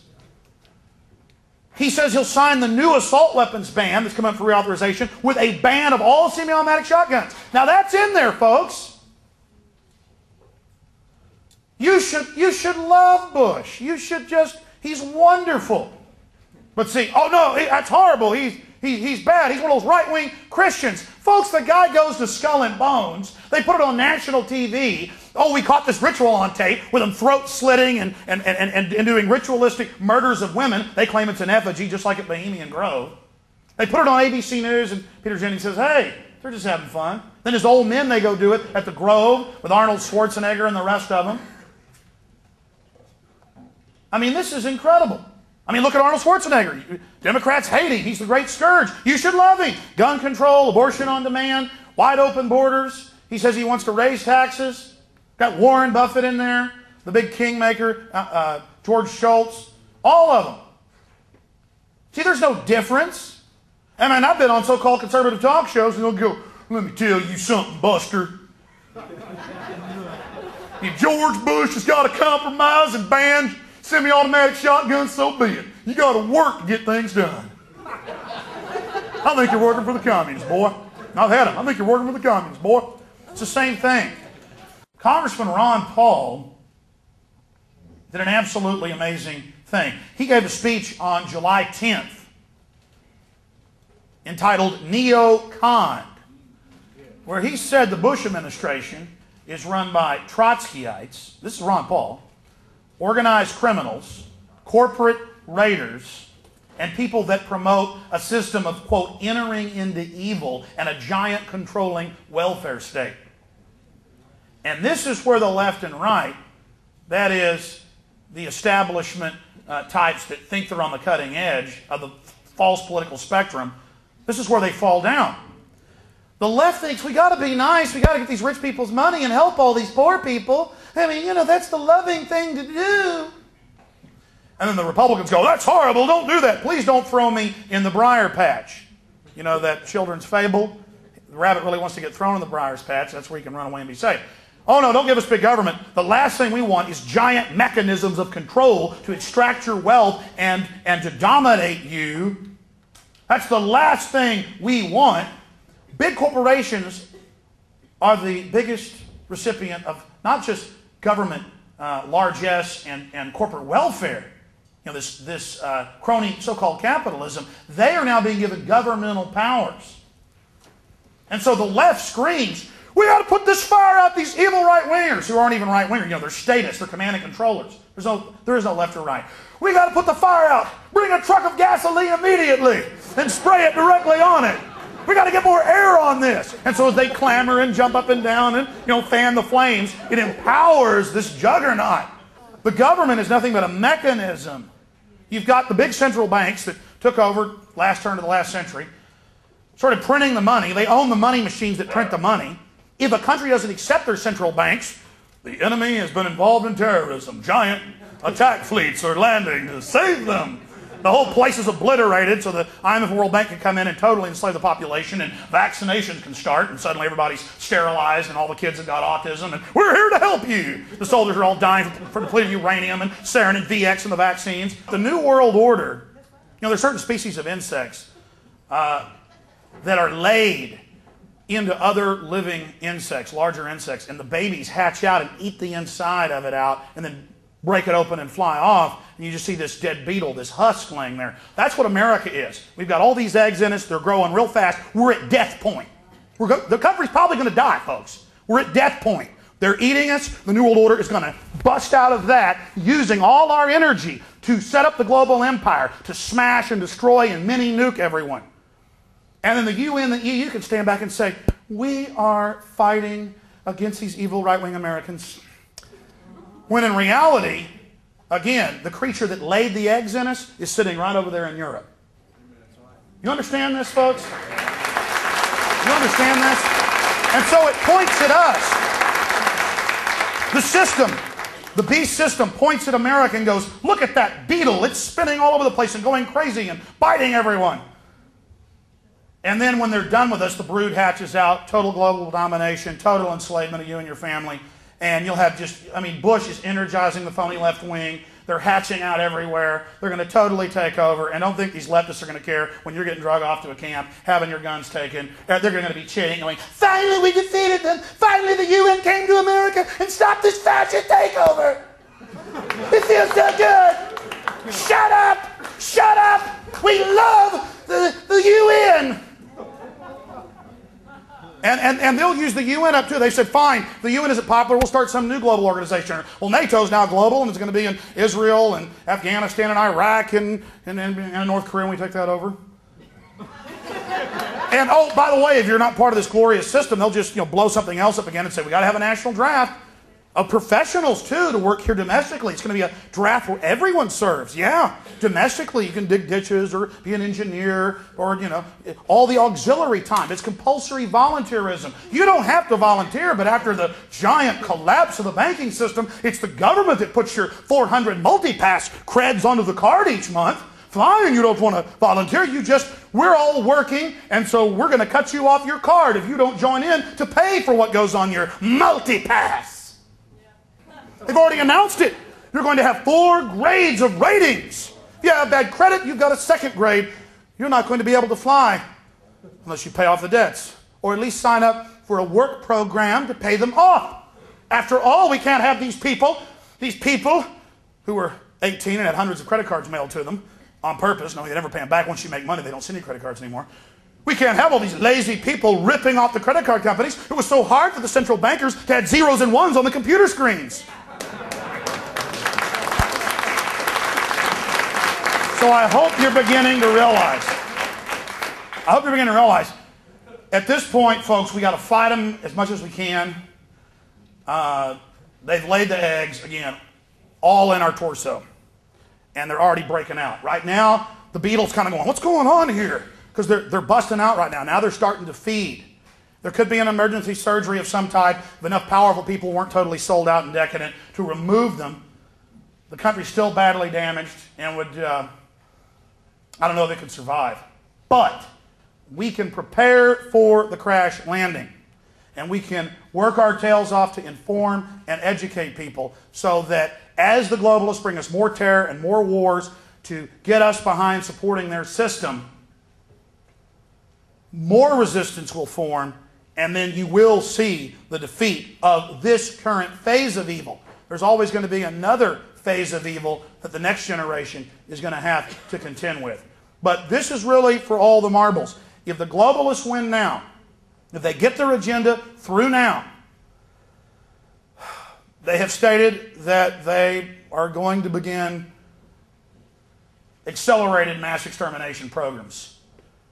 I mean, folks, our Library of Congress published, declassified, 1993, 100-page reports with Henry Kissinger's name on it, where they made deals with the third world. You want IMF and World Bank money? You got to forcibly sterilize half your women before we give you the money. I mean, they've already been doing stuff like that for years. Millions of men in India, police just drive by, grab you, put you in a truck, cut their testicles off. They don't even cut the tubes. We had over 400,000 women in this country grabbed by CPS and health departments, federally funded, up until the 1980s, and taken off to have their uteruses removed. A lot of times they would have, it gets worse, they would have medical students do it. I mean, this stuff's already been going on for a long time. You haven't felt the brunt of it in this country yet. You are, because the system is hatching its young for the next phase. And out of that crisis, they're bringing us, they're again going to set us all up for imperial mobilization to work as slaves in the crown jewel of the New World Order empire. And America will be absorbed and its energies refocused to complete this circle of wickedness. But again, think about how far we've already slid. The American Bar Association comes out and says, lawyers are going to spy on you. By law, they're going to have to tell the judge and the prosecutor everything about you, but they don't have to tell you. And by the way, we're not going to let people represent themselves because they keep winning all their cases and having a better track record. And well, we're a private monopoly, again, out of London, England, and we're going to make you do that. Here's another one. Your cell phone is now a tracking device, and this particular story is out of the Green Bay newspaper.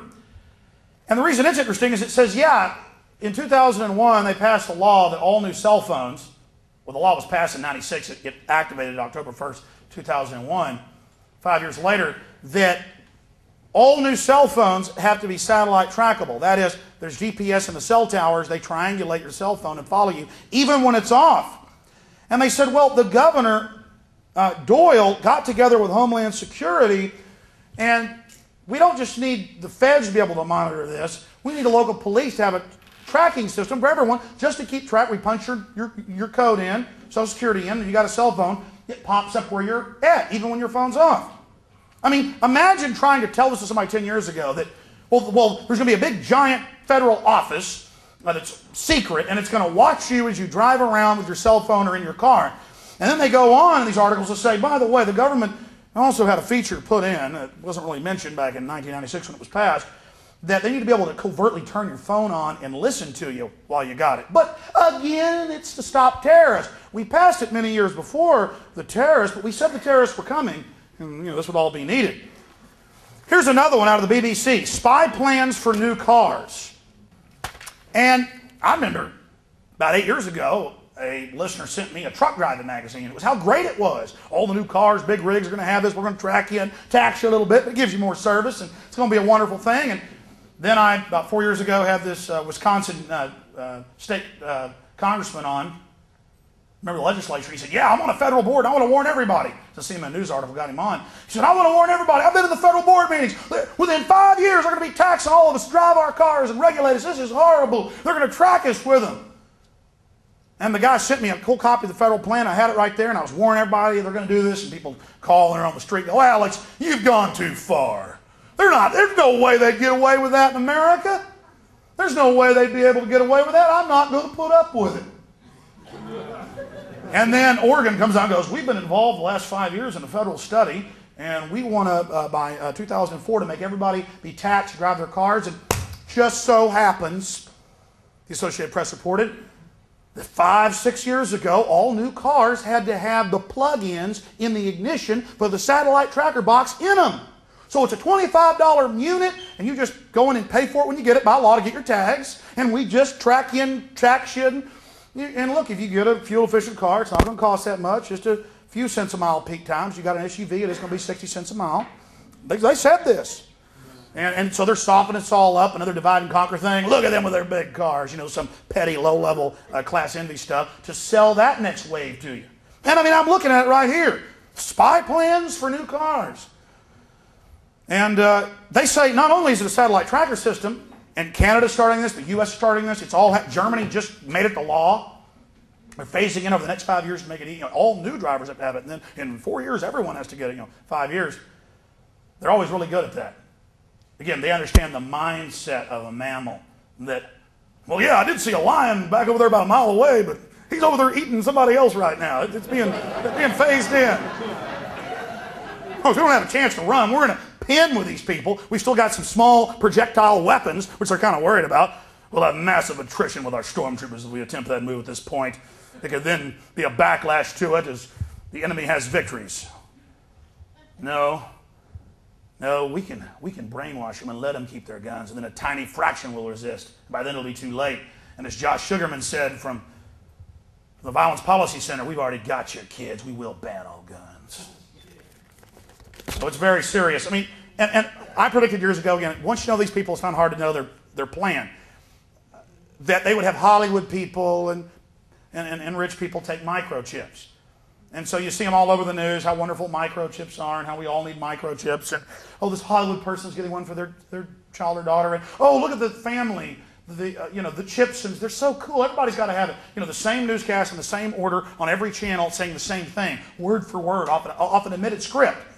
You're watching daytime TV dramas, or cop shows. Man, that kid wouldn't have gotten kidnapped if he just had the Applied Digital Solutions chip. Well, here's one out of the Herald Sun. You may have heard of this. Microchip to watch Prince Harry. Prince Harry to be fitted with a surveillance microchip during his year-long holiday in Australia. It's to be implanted under the skin for his safety. See? Wow. Man, that's a major status symbol. It's like the satellite tracking. Ooh, I have OnStar. It's a status symbol. You need to have them remove that if you buy a Chevy vehicle, because now it's standard on all the new ones. And that's the same federal package. Ford's announcing to make GPS standard. See, oh, it's standard, and by the way, there's a tax, and by the way, we set this up 5-6 years ago. See the premeditated nature of it? See how they build the infrastructure and then put us into it? I remember 4 years ago being on the radio and going, here's the Army War College document. Here is the public plan. They're talking about hive minds, connecting us all in by law with microchips in our brains by 2025. The Army War College brags how they'll use the media and hype and peer pressure to get the people to accept what they would have never accepted without the brainwashing, the conditioning. And people go, man, you flipped out. I can't believe that. And I put a link on my website to the Army's website, .mil, and they go, I can't believe they're saying that. The Army's job is going to be implanting every citizen with their own chip. But they actually said that. And then everybody saw on the news the last 2 years after the terror attack, they suddenly played up child kidnappings that were actually way down, but they played them way up and said, what's the answer? And suddenly on every network at the same time, microchips, implantable microchips to track and trace you. I mean, this stuff sounds crazy, but you have all seen it on the news. You've all seen the unified propaganda, the systematic crafting, the same phrases, whole paragraphs on different networks, spoken exactly the same. And see, that goes into the nature of the staged events. They're calling it a Patriot Act debate nationwide. Ashcroft's hearing your concerns. They drive the guy in secretly to the hotel where he gives a speech. No one is allowed in. They frisk the media. Only allow certain members of the media to ask questions. This has all been admitted. I mean, it's like Bush up there for how great Made in America is, how much good American-made things we have, how good the economy is up in St. Louis earlier this year with all the Made in America USA sprayed on the boxes, and they zoomed in. It's all made in China. None of it was made here, but it was just an illusion. Secret Service told them in Indianapolis, Indiana, a couple months ago, all right, everybody, President's about to be here. Take your ties off or you can't be in here. Thousands of people. Some people said, well, I'm not taking my tie off. Secret Service threw them out. That's your free country. You go hear the President speak, and it's all, let's have everybody from the weapons plants come. It's already a controlled mass there. And so the crowd from the weapons plant comes in to watch the President. They're already all for weapons sales and everything. So, this is a good crowd. But then they're told, take your ties off. Because they want to have the view that, we're blue collar, we're not wearing ties. My point is, I could talk for hours about that. It's totally staged. It isn't liberal bias or conservative bias. See, they know that your minds are somewhat sophisticated. So they will create layers of, you peeled that layer back, you found out it was a liberal bias. You peeled that layer back, it was a neocon bias. You peeled that layer back, it was a big government bias. No, it's again, scientifically crafted warfare system. And even before they were coming out with all the microchips, telling us how good all the implanted microchips would be, they said, watch kooks that talk about implantable chips. And all these nuts that talk about urban warfare training and black helicopters. And all of a sudden, years before they launched all the helicopters on us and the raids and the training to get us ready to get rid of posse comitatus, the 1878 law that bans the military from engaging in law enforcement activities, they would say, crazy people talk about black helicopters. It's a code word for absolute evil. And then when the helicopters and the urban warfare training hit Texas and the rest of the country, and they were blowing up buildings in front of people and terrorizing the population, Czechoslovakian troops running around, they went, of course, we're just doing some training to get our military ready. And black helicopters exist. But still, people that warn the public about black helicopters, kind of this icon or symbol for urban warfare training, conditioning, they go, but you're still weird to talk about them. You're still weird to talk about implantable microchips. You're that weird guy who talks about all that weird stuff. I'm like, why isn't it weird when it's on the news? Right. See? So that's built-in defense mechanisms where people don't want to face a threat. So they want to just deny what you're saying. They want to deny what you've told them. They don't want to believe it.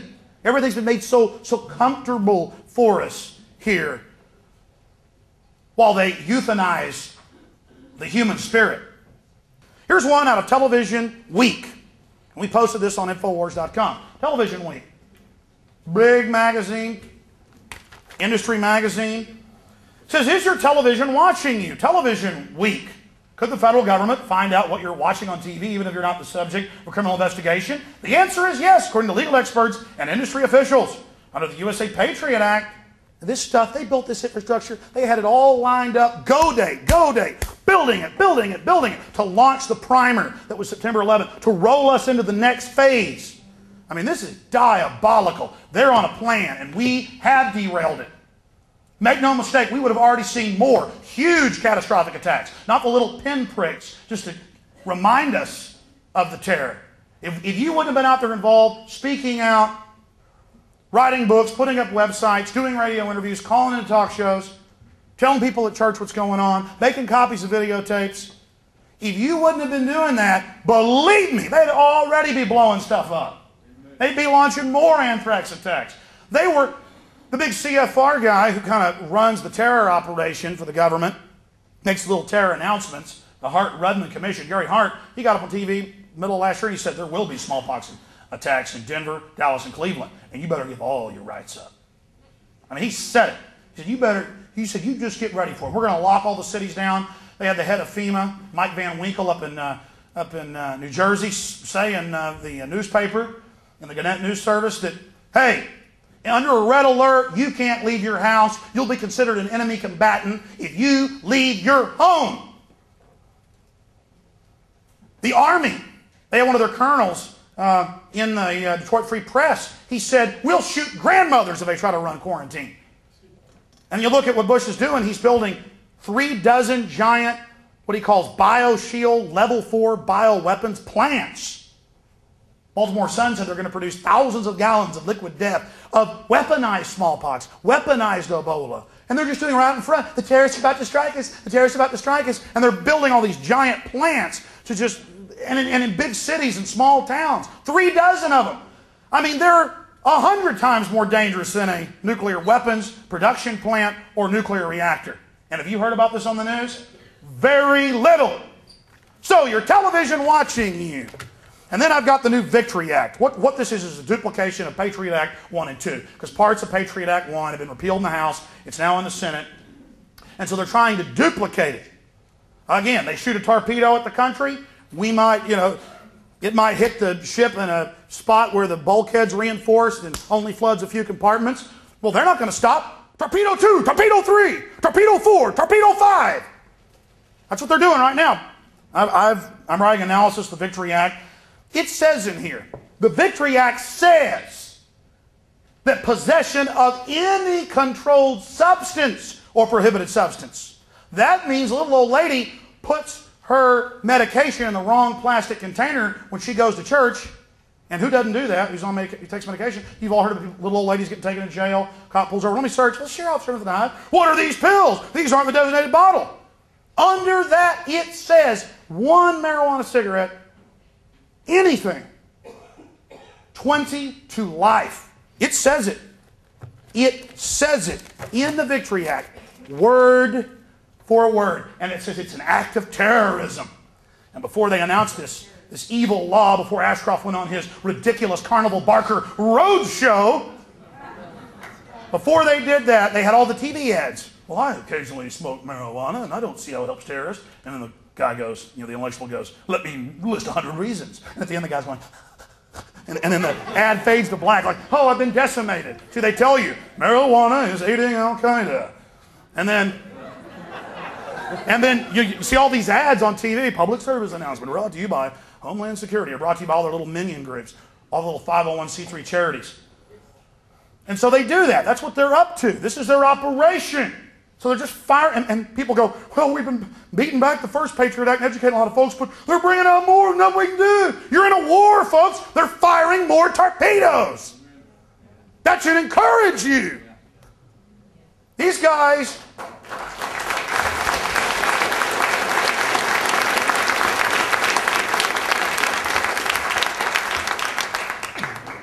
arming enemies, arming terrorists. There are as many examples of this as there are fish in a good-sized lake. I mean, it's amazing. Here's one, Time Magazine, and they just admit this now.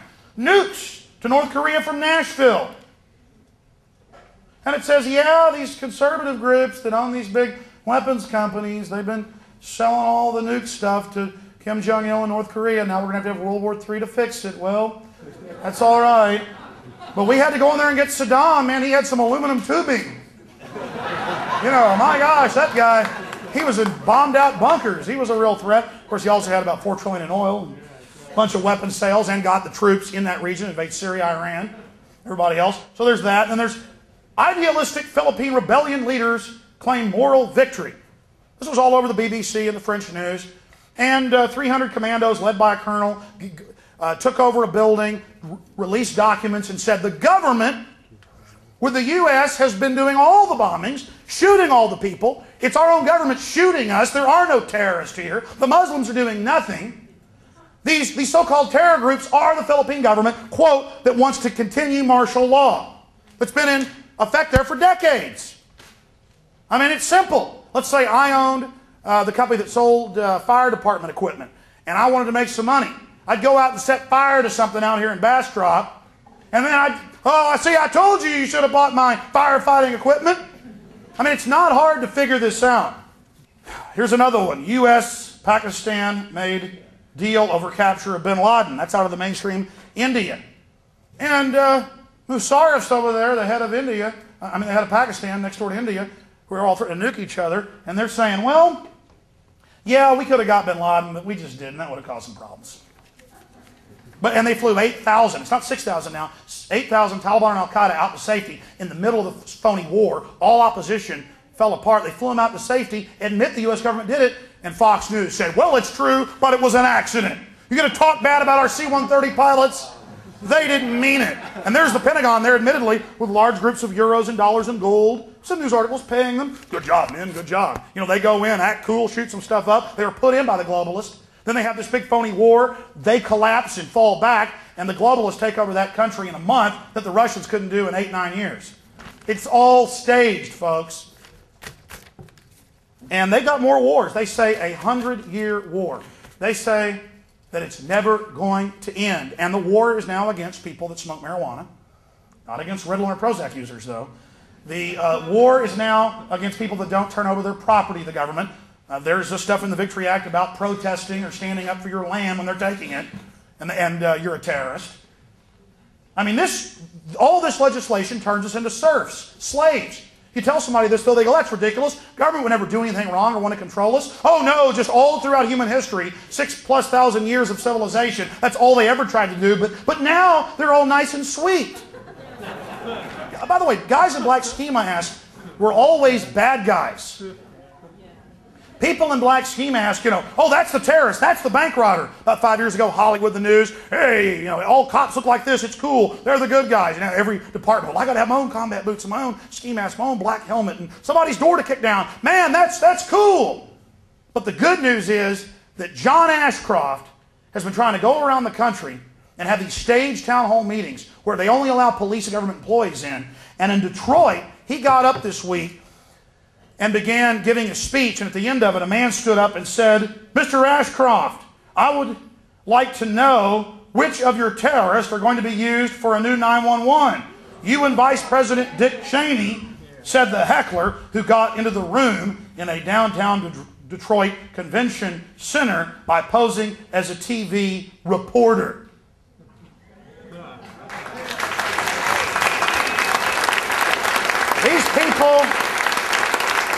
These people shouldn't be able to go anywhere in public where they're out peddling their lives without being confronted by you, we the people.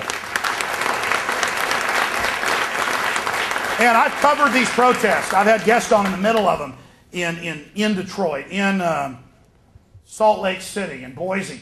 And you'll have 500 people, 1,000 people, 200 people, black people, white people, Hispanics, old, young, conservatives, liberals, and they're all there, they're waking up. And if you just tell the truth about tyranny and explain how things really work and how corrupt and dangerous this out of control privatized government is, how they created big government, got us all addicted, privatized it, and are handing it over to the corporations with new governmental power, man, the little socialists I know are going out and buying guns. It's beautiful. If you're not a hypocrite, you can deprogram and go, wait a minute, did a Native American have a right to have a gun to defend themselves against the army? Well, of course. Well, you like Che Guevara so much. I don't agree with him. He was an establishment guy, but, you know, I see you wearing a T-shirt with him with an AK-47. Why is that okay? See, you've just got an opinion that isn't backed up with any fact. And it's a recipe for disaster to disarm a population. You disarm a population. Let's say we had a little angel running the government right now. When you do get a dictator, they're going to be able to go all the way. And that's what the separation of powers are about. That's what the Bill of Rights is about. It's all about restraining power. Realize that history does repeat itself. And emperors and kings and despots and strong men and king rats have always used crises, the threat of the unknown, of the enemy, of the criminal, the low-level criminal, to convince the mass to relinquish control of their lives and to serve and become willing slaves of the system. This system is un-American.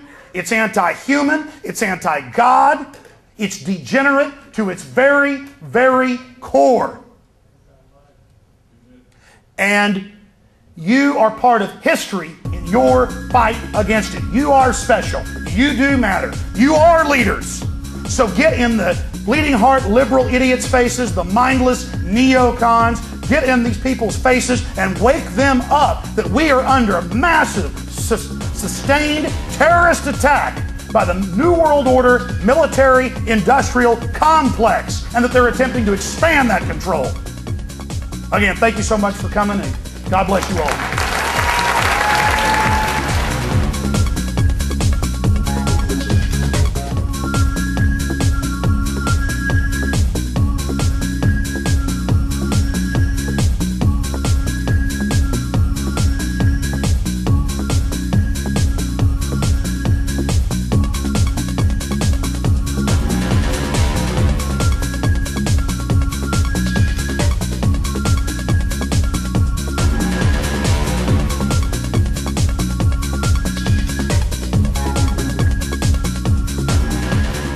Thanks for watching this presentation of The Matrix of Evil. All these different diverse minds coming to you with the same conclusion. World government, tyranny. It's up to you to become a leader. If you want to reach people, you first have to be informed. And one of the key areas of the New World Order agenda is government-sponsored terror, where the government carries out terror attacks and then blames it on their political enemies. And this is going on from Germany to Japan to the United States to Israel. And in my book, 9/11, Descent into Tyranny, I detail the history of government-sponsored terror. We focus on Oklahoma City and September 11th and show how they're using that as an excuse to expand their police state. I've also published another book by Paul Watson, Order Out of Chaos, Elite-Sponsored Terror and the New World Order. This book, in over 300 pages, lays out the facts of government-sponsored terror. It proves that the New World Order carried out September 11th and most other major terrorist attacks, and then again use those events to scare the population into accepting tyranny. One of the best videos I've produced, of the 10 I've made over the last 6 years, is Police State 3 Total Enslavement. You want to wake people up? This is one of the key tools that we offer. It covers what the New World Order is, the history of it, the PNAC prior knowledge of September 11th, the attack on liberties through Patriot Act 1 and 2, Homeland Security, Ashcroft's lies, government-run white slavery rings that are admitted in the mainstream media as one of their largest industries after drug trafficking. We get into gun control, forced inoculations, foreign troops, concentration camps, the Cashless Society control grid. Police State 3 Total Enslavement, folks, is an incredible film if you want to truly be informed about our world today and be educated so you can inform others and be a leader in your community. And then, of course, I produced 9/11, The Road to Tyranny, covering September 11th and government-sponsored terror, along the same lines of the book, 9/11, Descent into Tyranny. Part 2 of my 9/11 film and book is The Masters of Terror Exposed. And this film just continues with hundreds of smoking guns and red flags proving that the military-industrial complex carried out September 11th. So again, please visit Infowars.com or PrisonPlanet.com and our secure online shopping cart and buy these books and videos and share them with your friends and family. Or you can simply call toll-free 1-888-253-3139 or write to us at the address that we're going to put on the screen. Number one, these videos and books are powerful tools to wake people up. 90% of those that see these documentaries are beginning to awaken because the New World Order agenda is so far along now, they're very perceptive to the truth. They already instinctively know that something's wrong. And secondarily, purchasing these films and books also supports our ministry and what we're doing to unlock minds, to free minds out there, to shatter the controlled paradigms and attempt to resist this dehumanizing force that is neo-serfdom. Again, thank you for joining us. Thank you for your support. God bless you.